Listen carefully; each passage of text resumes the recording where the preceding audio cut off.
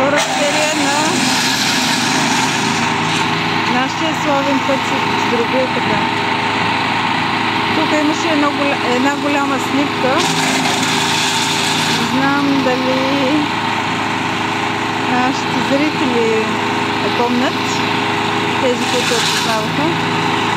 Сега раздробихме, сложихме колонките по-малките на едно място, за да са лесни за ползване за дробилката. На оператора, който дроби с машината. И до сега работи доста добре. С запалването още имахме малко трудности, не можахме правилно да го запалим. Но и това ще се уточни как точно да става. Трябва да регулирам малко и човката на машината, за да цели евентуално торбата. Сега ще пробваме още един път. Като по учебник и ръкавички. Сини очила, червена каска, ръкавици.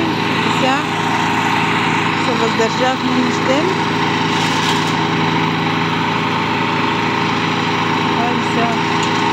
Сега пътето добре работи.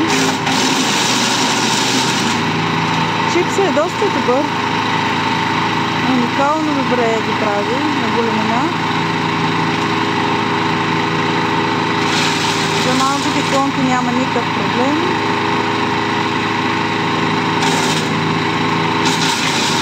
Голяма радост е най-сетне да преживяваме това удоволствие.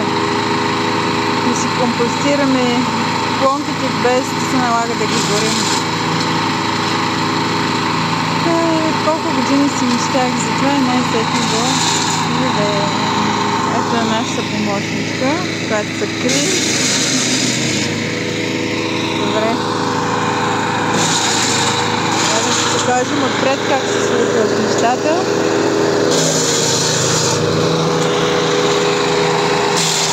Това е дръпчето в дъното. Жалко нищо не остана от него, ама това ни беше волята. Едно по-голямо клонче. Добре се справи.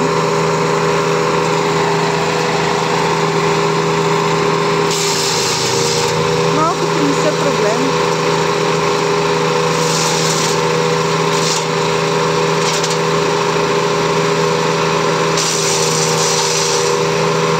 Може би ще е хубаво да има и шлем на главата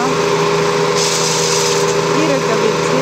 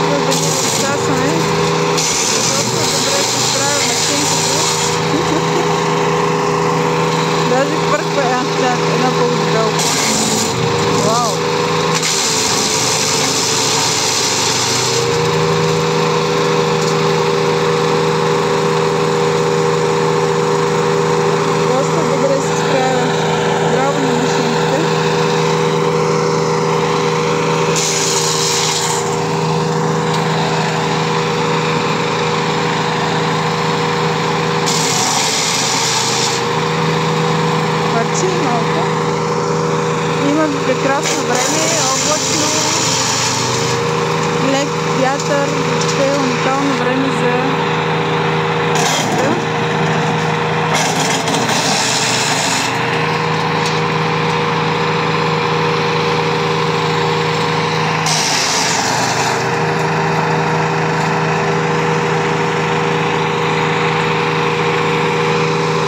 чанчичка вече понапълнихме малко.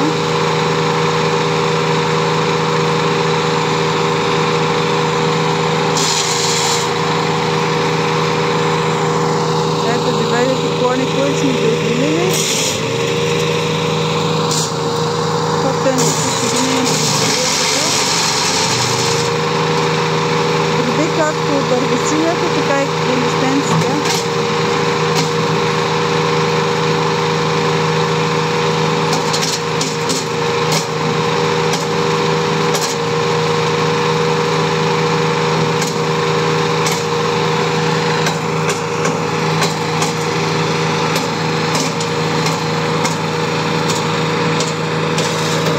Едно клонче, което беше без листа, малко трудно го пое.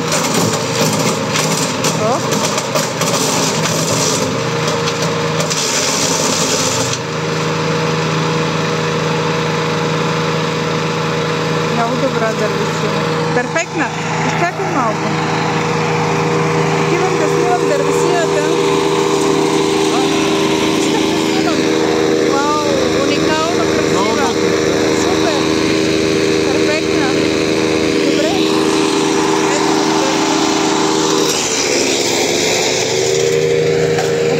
Не ме изчака да се махна. Ай, сега това.